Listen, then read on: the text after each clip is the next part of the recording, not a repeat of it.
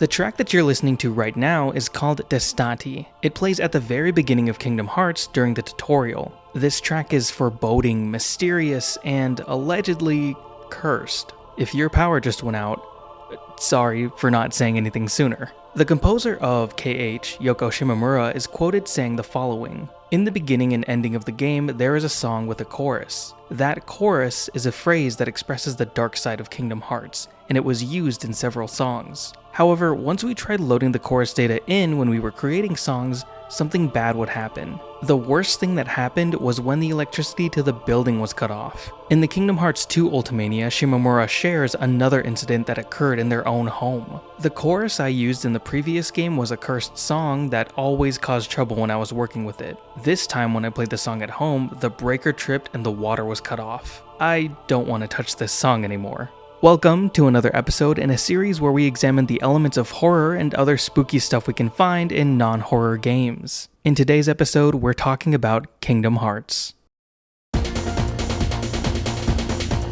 Okay, real quick, we're gonna need a little debrief. First, I want it to be known that this video is going to be a little look back on all the creepy and spooky moments from the Kingdom Hearts series. A lot of the things I bring up in this video are moments that I found creepy when I was a kid, roughly 7 to 8 years old. Then I played Chain of Memories in Kingdom Hearts 2 when I was around 11. I just want it to be clear that I'm not trying to say that Kingdom Hearts is secretly a horror game, I'm just sharing the things that scared me when I first played. So just don't think too hard about it. Sit back, relax, we're all peaches and gravy, we're gonna have a good time. Second, I want to bring up that if you're unaware, the Kingdom Hearts series is very, very long. For this video, we're just going to be looking at the first 3 games in the series. I'll dive into the other games in future installments, so if you enjoy this video, let me know. Alright, that's enough chit chat, let's get to the nitty gritty.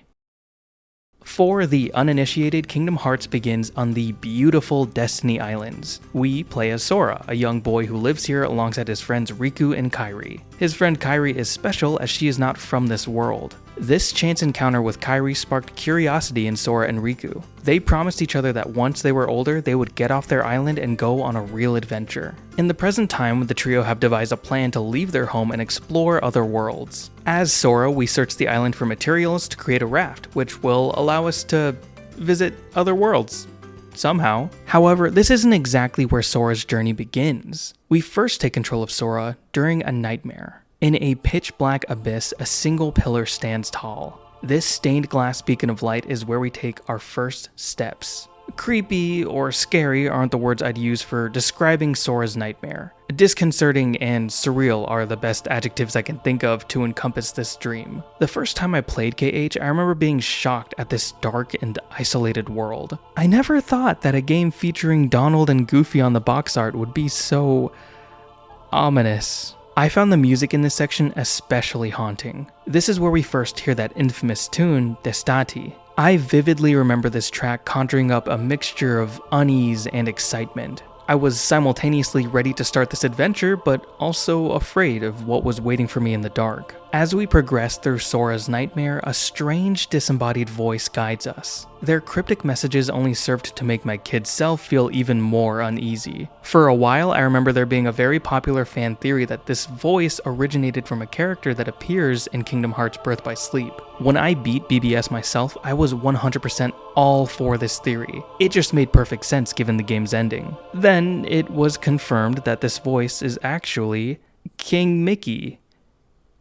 Okay, I won't lie, imagining Mickey saying all of these lines sorta kills the mood just a little bit. I mean, can you imagine having a horrifying nightmare, then being accompanied by the disembodied voice of Bugs Bunny? Further into the dream, things start to get a bit existential. In this eerie replication of Sora's island, we can walk up to Tidus, Wakka, and Selphie to answer some questions. What are you so afraid of? What do you want out of life? What's most important to you? At this point in my life, I don't think I had ever thought about what scared me the most or what was most important to me. When I was faced with these questions, I remember just sitting there and really thinking to myself, what do I want out of life? These existential feelings are present all throughout the beginning of KH. Hell, the game opens up with these lines.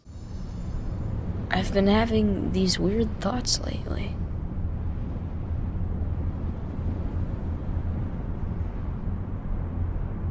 Like, is any of this for real or not? I had no idea how or if these questions would affect gameplay, so I just answered them as honestly as possible. Years later, I finally looked up the significance of these questions and found out that they affected how Sora earned XP throughout the journey. Depending on how you answer these questions, you can level up faster for the first 50 levels, level up faster after level 50, or level up evenly throughout the adventure. You know, prior to the days where I had technology at my fingertips, the intro to Kingdom Hearts was a complete mystery to me. I chose a weapon, sacrificed a weapon, and answered questions that I had never been asked before. As nice as it is to know how all of these experiences will impact the adventure, I miss the days of just being able to sit and wonder. When I was a kid, I had a few theories as to what these choices would influence in the main game. I remember thinking that saying friendship is most important to me meant that maybe party members would be more protective of Sora. Maybe they would use more defensive spells and items more frequently. I also remember thinking that by choosing to see rare sights, it meant that I would encounter worlds like Neverland and Monstro more easily, since I noticed on repeat playthroughs that it took forever for me to run into Monstro and Hook's ship. Of course, I couldn't have been more incorrect, but it was fun to just sit there and theorize. Sometimes I wish we could return to the days where we'd all just sit and worry about if we made the right choice. As we advance in the dream, more enemies appear and Destati starts to ramp up in energy. When we reach this yellow pillar, the chorus kicks in and another monster takes shape from Sora's shadow. This scene still gives me chills.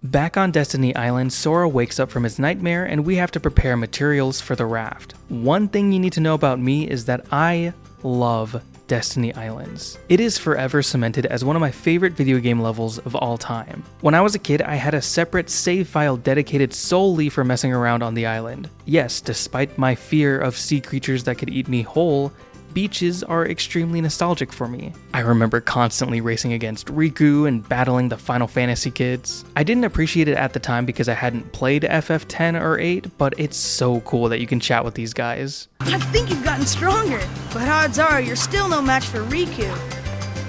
We took him on 3-1 last time, and he whipped us all. Well, I guess Kairi can always count on him. Come on! Guess Yuna can always count on me, bitch. There's one area on the islands that did creep me out just a little bit. Behind the waterfall you can find the secret area. This area itself is actually pretty cozy and neat. Along the rock walls here you can see various drawings. Some of them even foreshadow Sora's adventure. On the second day at Destiny Islands, we head inside the secret area to collect mushrooms for the trip. But once we pick up the mushrooms, Sora kneels down and begins a new drawing. In the middle of scribbling, he's approached by this character. Well, who's there? I've come to see the door to this world. Huh? This world has been connected.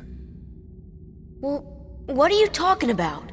As a kid, this cutscene used to deeply unnerve me. I remember finding this character's voice and appearance just so intimidating. It also creeped me out how this robed figure managed to disappear without a trace. Then, before I could even process anything, that upbeat Destiny Islands tune slowly fades back in like nothing even happened. Sora never tells the other kids about this incident and never brings up this experience again, like it was some kind of dream. Much later in the game, it's revealed that this is Ansem, Seeker of Darkness, the big bad guy we need to defeat. Later that night, a terrible storm hits the island and Sora rushes over to secure the raft. Then we find Kairi in the secret place, the same place where we encountered that robed figure. At this moment, Kairi's heart is taking refuge within Sora. This is why she fades right through him and completely vanishes. It's a huge twist that isn't revealed until you reach Hallow Bastion. One thing that the game doesn't explain though is how Kairi's heart is separated from her body. When I thought about this as a kid, my mind leapt to the worst possible scenarios. Was she attacked? Did Ansem appear and try to take her heart? Is that line from Tidus supposed to be foreshadowing for how Riku failed to protect her? Whatever the truth was, I always assumed that Kairi's fate was something grisly. However, I recently discovered that what happened to Kairi was marginally less grim than I imagined. What happens to Kairi is explained in the Kingdom Hearts Ultimania, the story before Kingdom Hearts 3. Oh my god, that name is a mouthful. On page 126, we can find this piece of text that reads, "When darkness engulfed Destiny Islands, Kairi sensed that Ansem was targeting her as a princess of heart. So her heart left her body on the spot and took shelter within Sora. Kairi's heart was with Sora after that, and they went on adventures together with neither one of them aware of this fact. My kid self can rest easy now knowing that Kairi wasn't brutally destroyed by a swarm of shadows."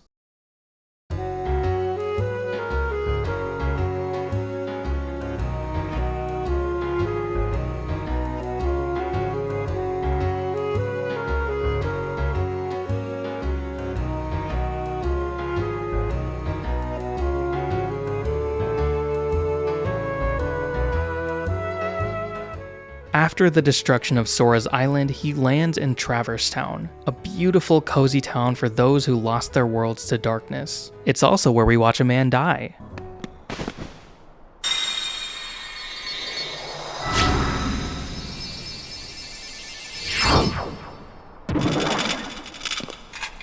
These are the Heartless, creatures born from the darkness within someone's heart. That name really confused me as a kid because, we see them take someone's heart. Why Heartless if Heartless has heart? From Ansem's reports, it seems likely that he named them Heartless because of their brutal nature, but weird, right? This scene in the manga is, in my opinion, way darker. In the manga, a soldier Heartless appears, stabs a woman in the chest, rips her heart out of her body, and crushes it in its hands.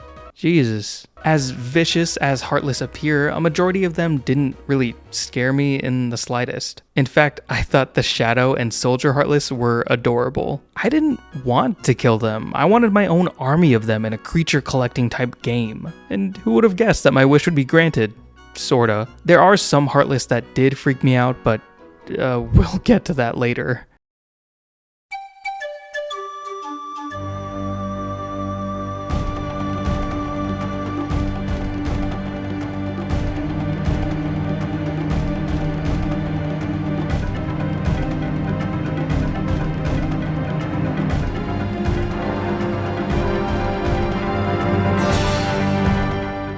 Sora and crew land in this world after Sora and Donald get into a little argument. This leads to the gummy ship crashing down and separating the squad. Donald and Goofy land in a bamboo thicket while Sora lands in a treehouse. Inside the treehouse, we're acquainted with the lethal leopard herself, Sabor.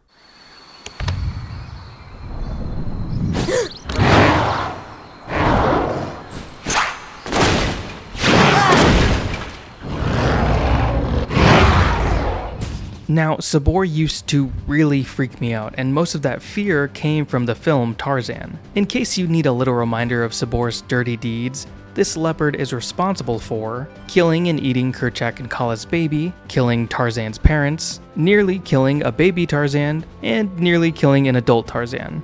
Older Disney movies didn't fuck around. Tarzan especially. As if Sabor wasn't horrifying enough, we also get Clayton's death scene. Remember that? That was traumatizing. When Sabor leapt out at me in the treehouse, I was instantly reminded of her brutality, and I definitely panicked. On a totally unrelated note, did you know that this is one of the few fights that you can lose in KH and the story will progress anyways? I feel like it's something that most people don't know. I mean, imagine losing to one of the easiest bosses in the game.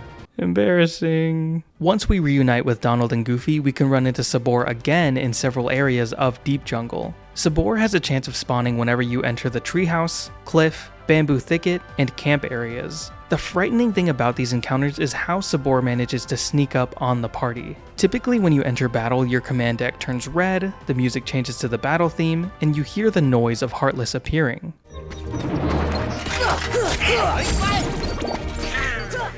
When Sabor appears, you won't know she's there until she's very close to you. Here's some footage of me blindly running into her as she saunters towards me.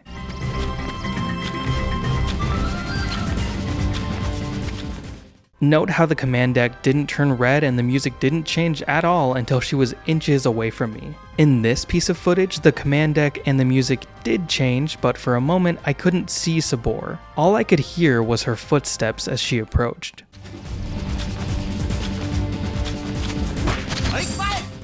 Even though she scared me as a kid, I love Sabor's portrayal in Kingdom Hearts. I love how she constantly pursues the party even after we defeat her. In terms of gameplay, she feels just as relentless as her film counterpart. We have a second mini-boss encounter with Sabor in the bamboo thicket, and here she's got a new trick up her sleeve. Throughout the battle, Sabor will randomly jump into the thicket and rummage around. Moments later, she'll jump out and slash at you. Sabor used to beat my ass, guys. It was embarrassing. When we do finally defeat her, she just straight up dies. She doesn't escape again or get knocked unconscious. She's dead. And not only do we kill Sabor, but we take one of her fangs and can even equip it as armor. Sora's a bloodthirsty little freak for taking that.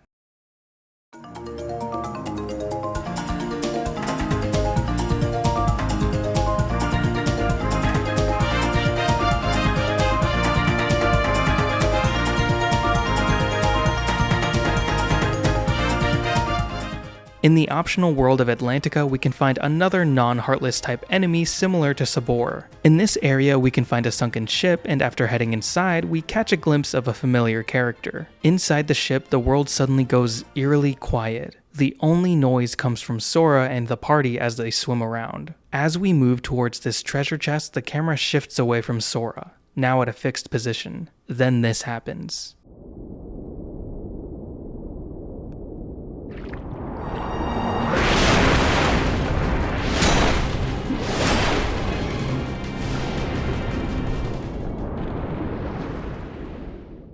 This is Glut the Shark. Thanks to that jump scare, he was the one enemy in this game that scared me more than Sabor. I have a very distinct fear of waterbound enemies, and part of that originated from Glut, and another shark that we don't have to talk about right now. Just like Sabor, Glut can appear in multiple areas. In both the Undersea Valley and the Sunken Ship area, we can catch Glut on the prowl. Glut also shares Sabor's ability to roam about the area before initiating a battle. Luckily, Glut doesn't appear to be as intelligent as Sabor, so we can avoid battles by staying out of his line of sight. This is my preferred method of dealing with Glut because he can hit like a truck. He also has an attack where he can dash forward to cover distance very quickly.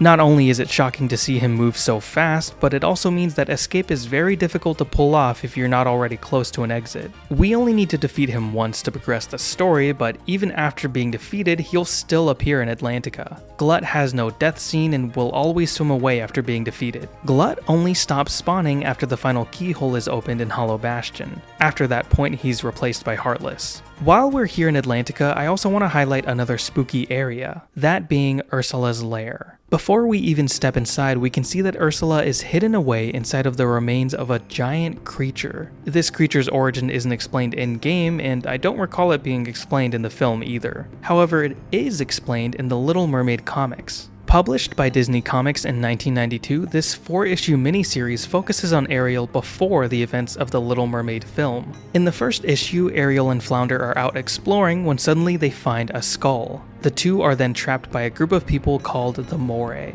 These half-human, half-eel hybrids take Ariel back to their city for their upcoming festival. They take Ariel to spectate their Serpentine Festival, a celebration of Moray hunters and their strength. During the event, the Moray equip their most skilled hunters with knives and drop them into a labyrinth. The goal is for the hunters to find and kill a powerful creature before it kills them. They call this creature the Serpentine. In the following issue, the Moray stick the Serpentine on Ariel's sister, Aquata, who manages to evade the monster. Then Ariel drops a lead ball onto the Serpentine's head, which sends it into a rampage. It breaks free from the maze and the Moray hunters are forced to kill the beast. As the Moray are discussing what to do with the Serpentine's corpse, Ursula appears and makes them an offer. In exchange for the Serpentine's body, Ursula gives the Moray an opportunity to steal King Triton's crown and trident. allowing the king of the Moray to become the ruler of the seven seas. Of course, the Moray king fails to overthrow Triton, and Ariel is able to safely return home with her father. On the last page of the issue, we see Ursula taking up residence in the Serpentine skeleton. The fact that we get to see the Serpentine in action at all is amazing.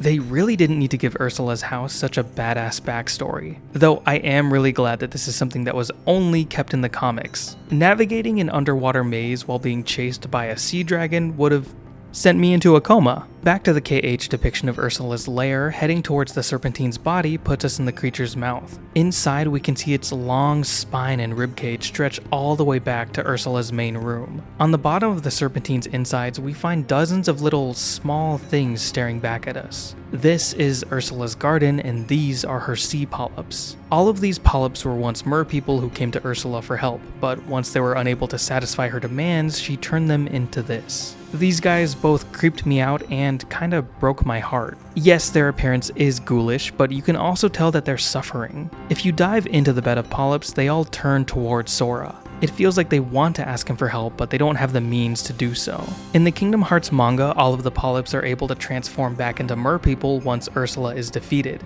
Unfortunately, the polyps in the game still linger even after we defeat Ursula. In KH2, Ursula turns King Triton into a polyp, but he's saved once we defeat Ursula again. So maybe this time around, all the other polyps were saved too.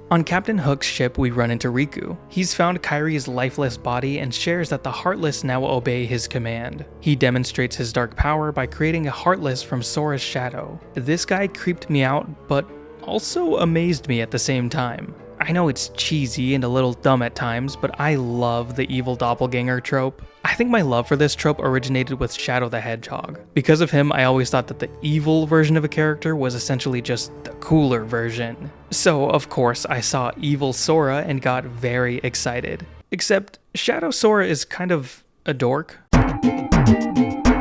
This is yet another unique enemy that you'll repeatedly encounter as you explore this world. When you run into Shadow Sora, he kinda just flies around the room and hangs out. He'll even do a little dance sometimes. Look at him, he's adorable.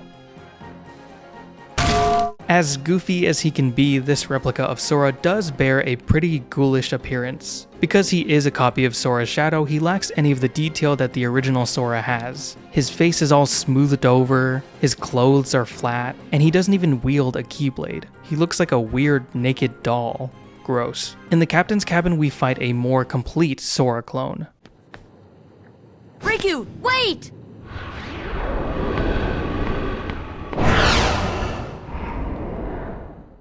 This is Anti-Sora, a more threatening version of Shadow Sora. This clone has glowing eyes, a more detailed look, and actually wields a keyblade. Shadow Sora is a lot closer to what I expected when I imagined an evil version of Sora. He's mysterious, strong, and speechless for a maxed out coolness factor. I always played this game on Proud Mode, and hot damn did Shadow Sora kick the shit out of me. I started this fight thinking that Shadow Sora was very cool, and 5 attempts later, I hate his guts. It's crazy to me that in the manga, Sora kills this guy with a single strike. I also think that it's a really cute detail how once you beat this boss, Sora gets his shadow back. Yeah, no, I never realized that after you encounter Riku on Hook's ship, you actually lose your shadow. Believe it or not, this wasn't the only boss in Neverland that creeped me out. First, let's do a little story time. When I was a kid, I remember bragging to an older family member about finally beating Kingdom Hearts. They seemed pretty happy for me, and then they asked if I had revisited Neverland. I was like, no, why would I do that? Then they told me to go to Neverland and chat with Tinkerbell to get some super awesome reward.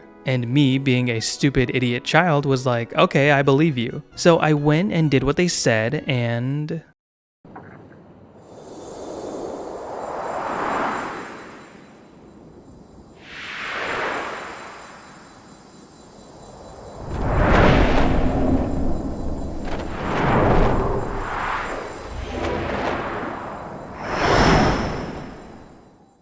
Meet the Neverland Phantom, a symbol of the first time I was ever betrayed. This guy horrified me for 2 reasons. The first is obviously his appearance. This Heartless looks just like a Reaper in the original game, a very fitting appearance for a challenging secret boss. The second thing about this guy is one of his primary abilities. At the start of the battle, the Phantom will cast Doom on one of your party members. This spell places a number above the victim's head that will slowly tick down. Once that number hits 0, that party member is incapacitated and cannot be revived. This process repeats until Sora is affected and his timer runs out. I remember thinking that the Phantom was literally killing my party members, explaining why I couldn't revive them with cure spells and items. I also never figured out how to counter Doom, so I had to go beg family for help. The trick is that you need to cast Stop Magic on the clock tower to freeze the timer. Then you're free to go and wail on the Phantom. The catch is that the effects of Stop will eventually wear off, forcing you to recast the spell multiple times throughout the fight. Having to constantly manage your MP while also watching the Doom timer made this fight extremely stressful. As I've said in previous videos, timers used to make me panic like no other, and this fight was no exception. I only managed to defeat the Phantom as a kid by grinding XP until Sora was unbelievably overleveled. It's definitely a strategy. Looking back, I think that it is so sick that a Heartless designed to look like a Reaper makes you so conscious of the passage of time. Death is always on the back of your mind during this fight, and it only grows stronger as those numbers tick down. I did wonder though why such a creepy foe appeared in Neverland. So recently I tried doing some research to figure out if Peter Pan had a strong connection to death in the original book. Now, I did struggle to find any connections to death or Reapers, but I did find a disturbing fact. I found out that in the original book by J.M. Barrie, it's implied that Peter Pan kills the Lost Boys. The boys on the island vary, of course, in numbers according as they get killed and so on. And when they seem to be growing up, which is against the rules, Peter thins them out. But at this time there were 6 of them, counting the twins as 2. It is possible that by thins them out could mean a few things, like maybe Peter just takes them back to the real world, or tosses them off the island and indirectly kills them. Either way, it's pretty disturbing, and I'm sure that it has no correlation to the Phantom from Kingdom Hearts.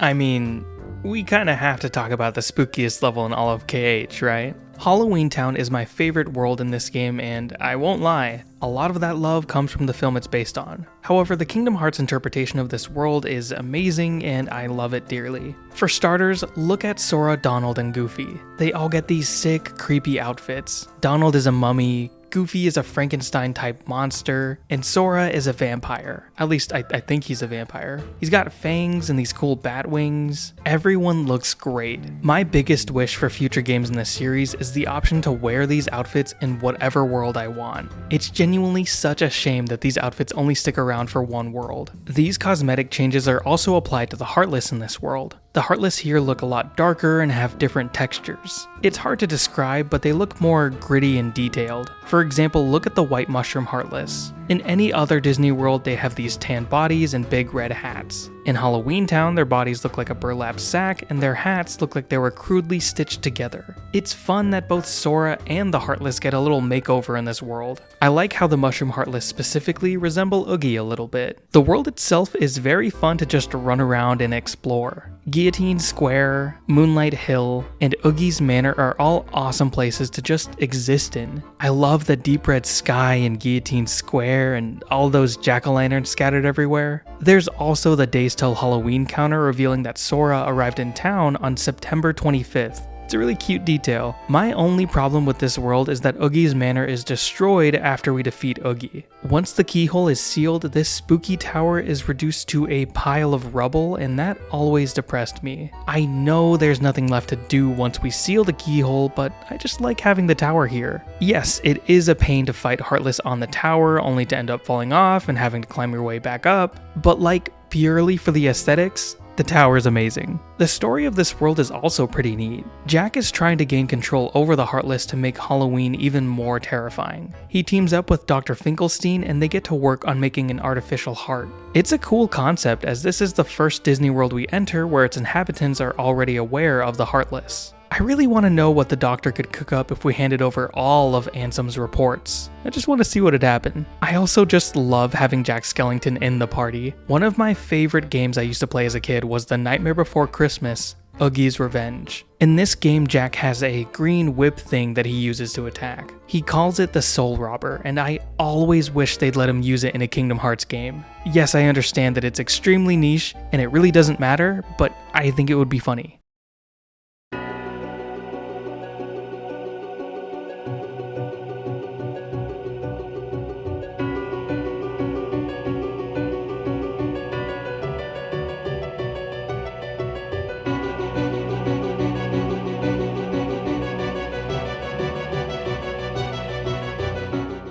The second to last world we visit is Hallow Bastion. To me, Hallow Bastion radiates an energy similar to the one we experience in the opening Dive to Heart segment. It's a concoction of epic and mysterious. Something about the track that plays here played a huge part in creating that atmosphere. Also, the battle theme here is straight up fantastic. It's easily in my top 3 tracks for Kingdom Hearts 1. The main thing I want to talk about in Hallow Bastion is a key story moment. After our battle with Riku, we see him meet up with that creepy man in robes from Destiny Islands. The robed man convinces Riku to open his heart to darkness, which allows the mysterious figure to possess him. At Hallow Bastion's keyhole, we see Riku in his possessed form. This scene used to really creep me out because of the way that Riku speaks. Both him and Ansem speak at the same time, and it produces a very spooky effect.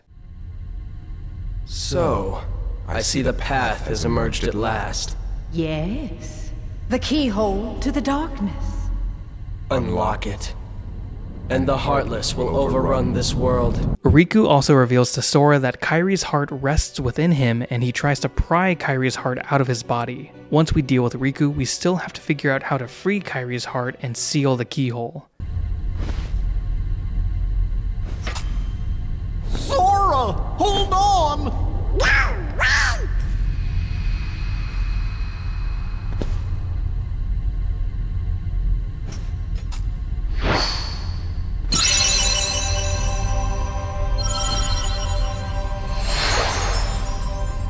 My jaw was on the floor during this scene. Horrified, angry, upset, every negative emotion hit me like a tidal wave. I was distraught. What absolutely kills me about this scene is that smile that Sora flashes at Donald and Goofy. It's a parallel to this scene in Traverse Town at the beginning of the game. As I'm a sobbing mess and pulling myself together, gameplay somehow resumes. In this moment, we briefly play as a Shadow Heartless. I won't lie guys, when I saw that we were playing as a Heartless, all of my grief had instantly vanished. I was so excited, I was hopping all over the place and just running around. Like I mentioned earlier, I loved the Heartless, and being able to play as one as a kid just sent me to the moon. By the time I advanced the story and Kairi saved Sora, I had already forgotten that Sora had died. I was just so happy to be a Heartless. I thought it was so cool.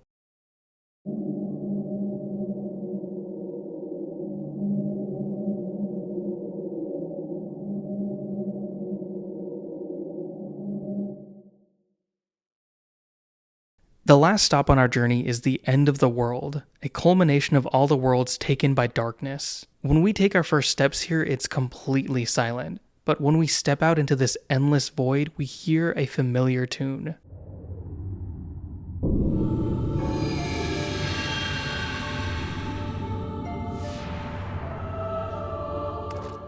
This track sounds very similar to Destati, the track that we hear in the very beginning of the game. Even this world's battle theme bears resemblance to Destati. Yet despite how similar these tracks sound, I feel like the end of the world sounds more melancholic and bleak. It's the perfect vibe for a world that's just a collection of destroyed worlds. Further into this world, we find these pillars of light that contain smaller versions of worlds we've previously explored. It feels a lot more spooky to hear this theme playing while fighting in the colorful and silly worlds like Atlantica. Deeper and deeper into this world, we continue to encounter old worlds, kill Heartless, and move on. The process repeats until...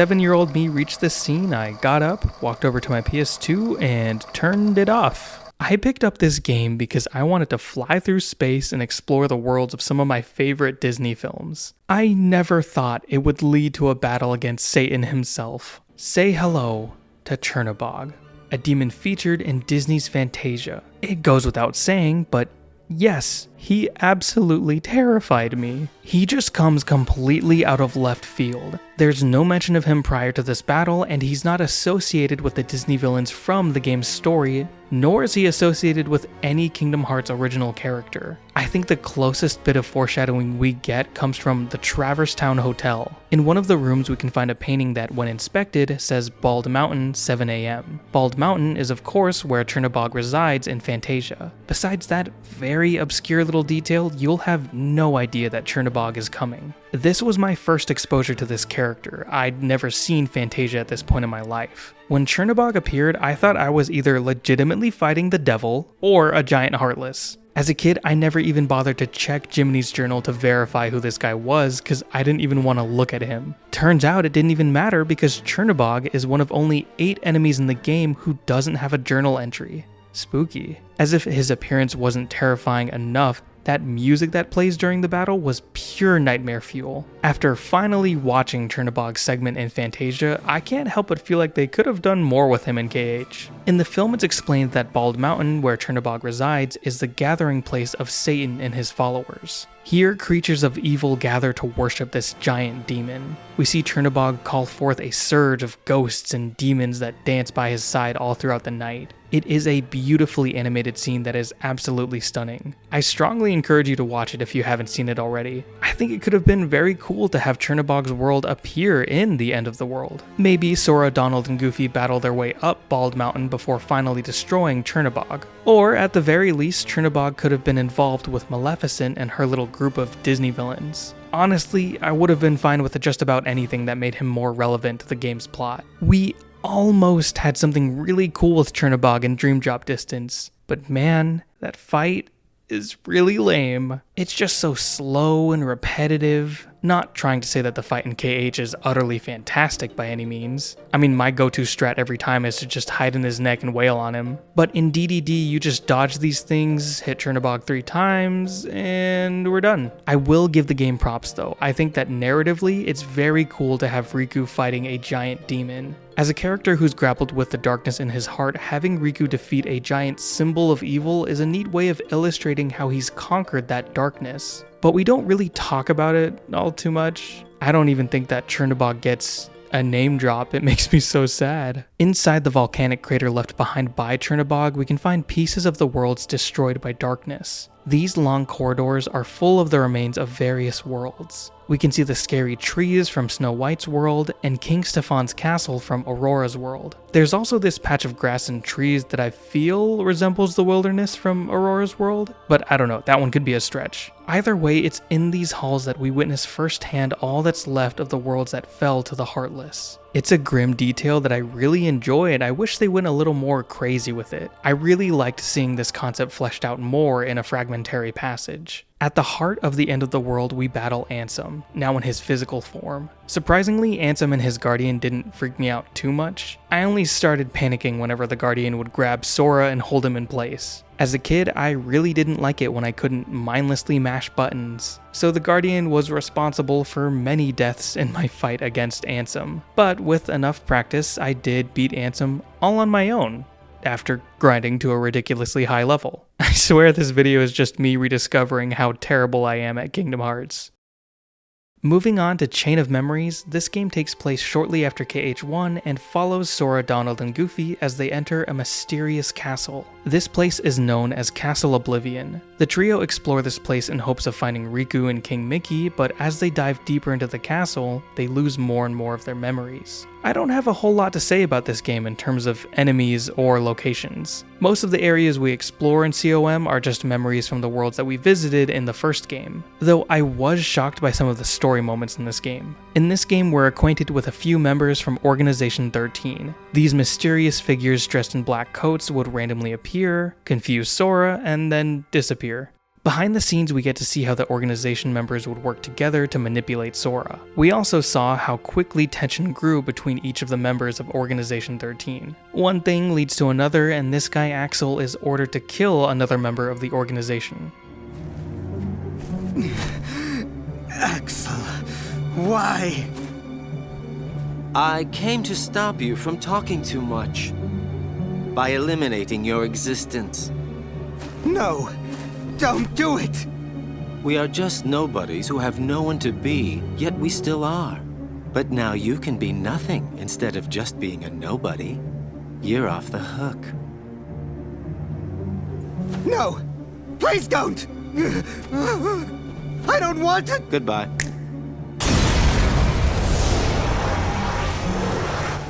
As a kid, I was appalled when I saw Vexen's death. Not because it was gory or anything like that, but because of the way that Vexen begs for his life. It was also hard to watch Sora's delayed reaction to these events unfolding in front of him. He literally watched someone burn to death right in front of him. I won't lie though, watching this scene as an adult, it's pretty funny. Just the way that Axel cuts him off, like... I don't want it! Goodbye. Come on. And this wouldn't be the last time we see people die in this game either. In Riku's campaign, we see Axel manipulate Riku Replica into killing another member of the organization. You know, he's as good a place to start as any. You can't do this!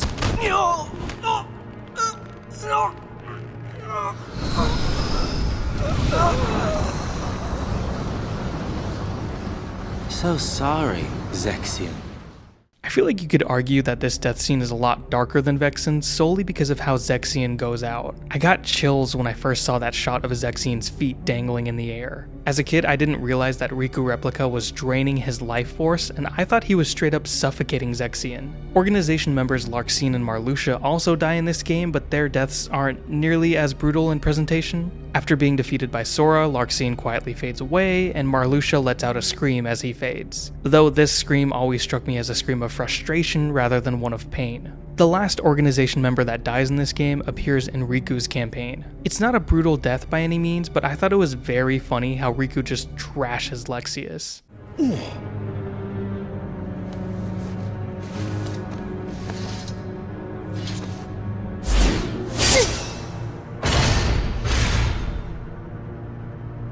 Too slow.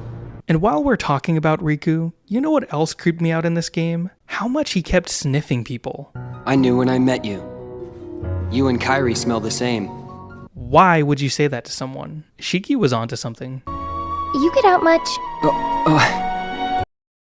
On to Kingdom Hearts 2, you know the drill. It's another adventure with Sora, Donald, and Goofy. I was a bit older when I played this game, so there weren't many things that scared me, believe it or not. Yes, at the ripe old age of 11, I was basically impervious to fear. That's not to say that we don't come across any spooky locations or characters, of course. Let's run through these spooky aspects of KH2 in a quick lightning round because I've been talking for a long time and I still have things I want to get to. In KH2, there's Scar's ghost in the Pride Lands, the underworld in Olympus, the cursed pirates in Port Royal, and of course the iconic Halloween Town. As a kid, none of these things really creeped me out, but I do love all of these aspects of KH2. Let's start with Scar and the Pride Lands. On our second visit to the Pride Lands, we see that Simba is haunted by the ghost of Scar. As we explore this world, Scar's ghost will randomly appear and not attack. Yeah, as menacing as he may seem, Scar's ghost is one of the weakest enemies in the entire game. Though you'll only have realized this if you stand your ground and fight back. It's cool because the ghost functions the same way in the Pride Lands story arc. Scar's ghost can strike fear into Simba and prey upon his insecurities. But the moment Simba fights back, it's clear that Scar's ghost can't actually do anything to hurt him. Scar's ghost is just as weak as he appears on the field, and I only assume that he doesn't fling insults at Sora because he doesn't have any dirt on him. So yeah, the ghosts are essentially harmless if we ignore how they all kind of converge and make one big Heartless. That doesn't count. That's cheating. Next, there's the underworld. I vividly remember this cutscene with Hades and being really confused by it.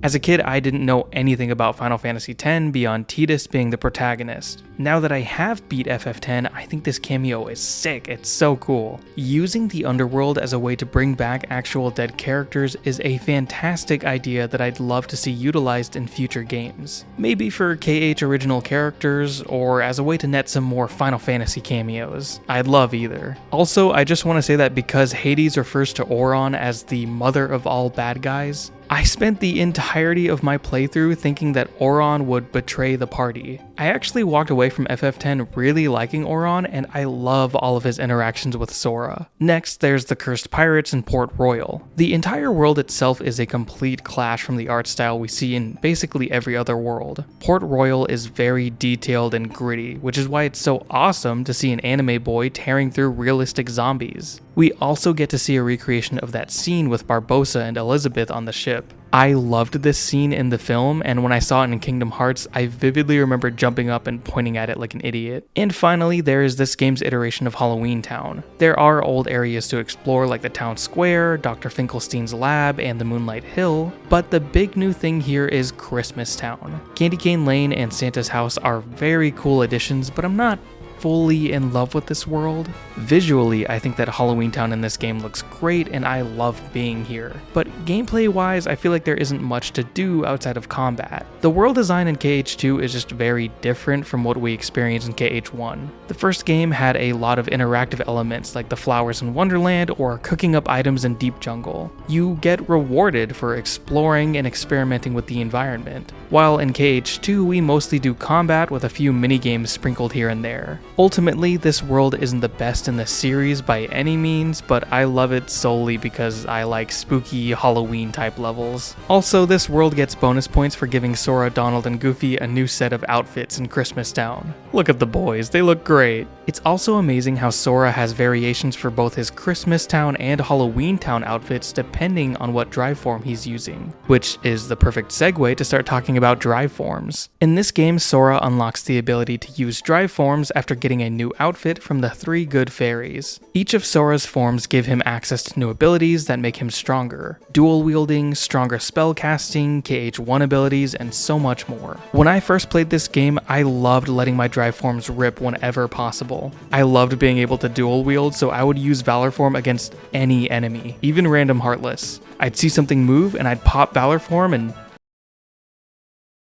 What the hell is this? This is Anti-Form, and when I first activated this form, I lost my mind. Sora's covered in darkness, running around on all fours, and he's going nuts. No Keyblade needed, he is full on clawing, punching, and kicking the shit out of everything. Once I turned back to normal, I got over the shock and immediately wanted to activate it again. The trick is that Anti-Form has a chance of activating whenever using one of Sora's drive forms. Valor, Wisdom, Master, and Limit Form all add 1 anti-point to an invisible counter when activated. As the number of points in the counter increases, so does the likelihood of activating Anti-Form. Certain situations can also increase the odds of activating Anti-Form, like if Sora's fighting a member of Organization 13, which explains why I activated this form so many times as a kid. That Zaldin fight gave me a tough time and it only got worse as I kept trying to use Master Form. But what is Anti-Form? It's the only form of the game that you can't select from the drive form menu, and it's not explained all too well. Sora sure doesn't react to it, it just kinda happens, then it's over. In a Famitsu interview with Tetsuya Nomura, director of Kingdom Hearts 2, he was asked the following question: Is Anti-Form originated from when Sora got turned into a Heartless? To which he responds, story-wise, yes.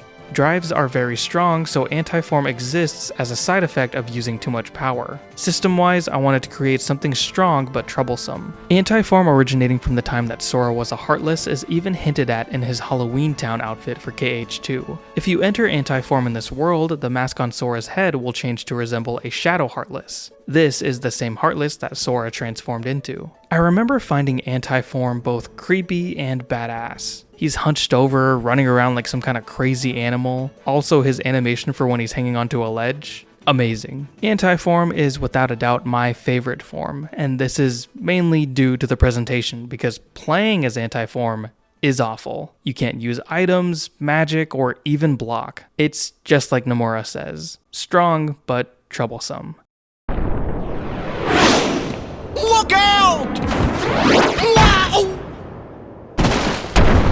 Oh yeah, I forgot that Goofy dies in this game. I will be totally transparent. This scene didn't really get me too emotional as a kid. It's just that the whole time this is happening, I couldn't believe that they were actually killing Goofy off. Then, I started theorizing about who could join the team while Goofy's knocked out, and I got kinda excited. I thought maybe Mickey would join us for a little while, or maybe even Kairi or Riku, and then Goofy just comes back. Sorry about that, Goof. I just wanted Kairi to do something cool.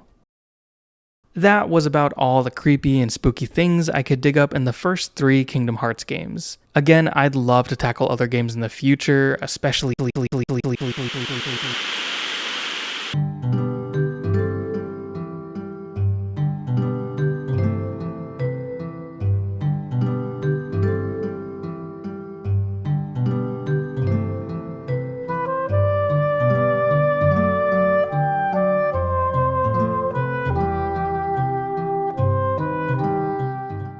Welcome to Twilight Town. In KH2's prologue, we're introduced to Roxas, Sora's nobody. Nobodies are the bodies and souls left behind by those with a strong will once they become a heartless. Roxas is born when Sora loses his heart back in Hallow Bastion. When I was first introduced to Roxas, I remember being pissed off. I was so confused and angry about why we weren't playing as Sora because I hadn't played Chain of Memories. I received the game a few years later as a gift, and I had no idea that Sora was sound asleep in some pod. All I knew was that Roxas was here, and I hated that he wasn't Sora. Throughout the prologue, we see Roxas hanging out with his friends to make the most out of their last week of summer break. Over time, it becomes abundantly clear that something is wrong in Twilight Town. Roxas can see things his friends can't see, time randomly freezes, and these strange white creatures start appearing all over town.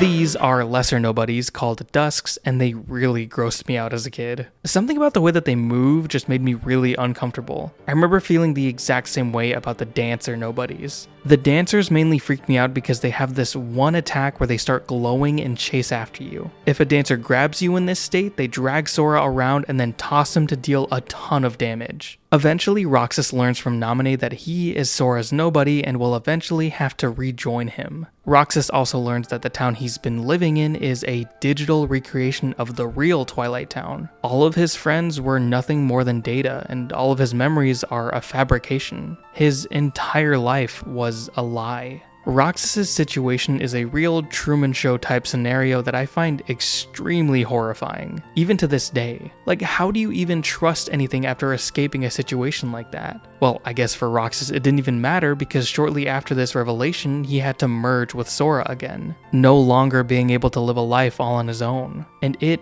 breaks me when Roxas finally accepts his fate.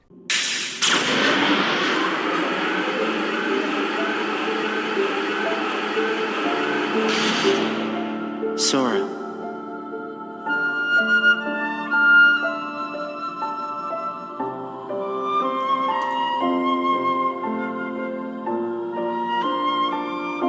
You're lucky. Looks like my summer vacation is over. That line is permanently etched into my memory. I think about Roxas and this line every time summer is coming to an end. My heart was shattered when I got to this scene on my first playthrough. I felt so guilty for even wishing for Roxas to be gone. I felt awful for all the times I thought to myself, ugh, he's just Sora but lame as hell. After the prologue, I just wanted Roxas to live his own life. Even at the end of KH2, I didn't feel like Roxas and Naminé got the happy ending that they deserved. On repeat playthroughs, I noticed so many little things that make the prologue sting in new ways. On day 5, Olette says that they only have 2 more days together, and Roxas starts to panic before he realizes that she's referring to summer vacation. You know, we only have 2 more days together. Huh? Summer vacation, remember? Oh. Right. I also feel like you can pick up on Roxas's hesitation to ask about what'll happen to him once he merges with Sora. Namine reassures him that this will be a good thing and that he'll be whole again, but it doesn't feel like a positive outcome, especially since Diz is being such a dick while Roxas is having an existential crisis. I am a servant of the world.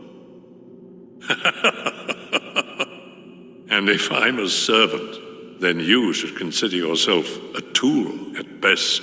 Was that supposed to be a joke? 'Cause I'm not laughing! Then there's that tear that Sora sheds when he says goodbye to the real Hayner, Pence, and Olette. And that gets me every time.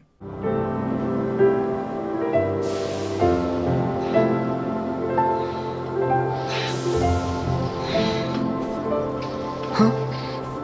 You okay? Yeah. Don't know where it came from. Pull it together. Right.